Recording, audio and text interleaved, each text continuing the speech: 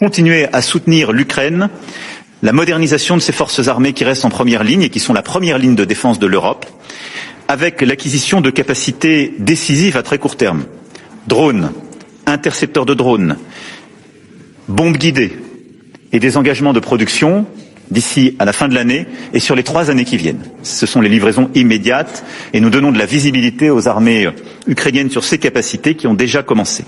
Et donc nous allons déployer cet engagement justement d'acquisition de 100 chasseurs Rafale avec les programmes de formation qui doivent les accompagner et les programmes évidemment de production. Le président Macron, dans ce récit, confirme que l'Ukraine face à la Russie, en réalité, n'est qu'une façade.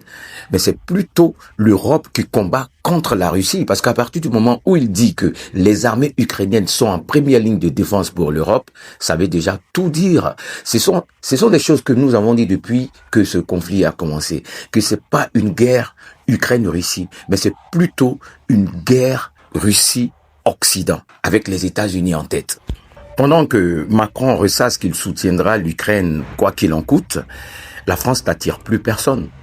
Plus personne. Les investisseurs quittent ce pays qui est devenu toxique. La France est refoulée même en Afrique. Aujourd'hui, la France est la risée du monde. Rien ne va. La fiscalité est vorace. Et sur le plan politique, c'est pas moi qui vais vous dire ce qui se passe en France en ce moment. Les règles changent comme on change les chemises. Donc, c'est vraiment déplorable et dommage de voir des gens qu'on appelle des élites, des dirigeants se comporter de la sorte. Dites-moi ce que vous pensez en commentaire.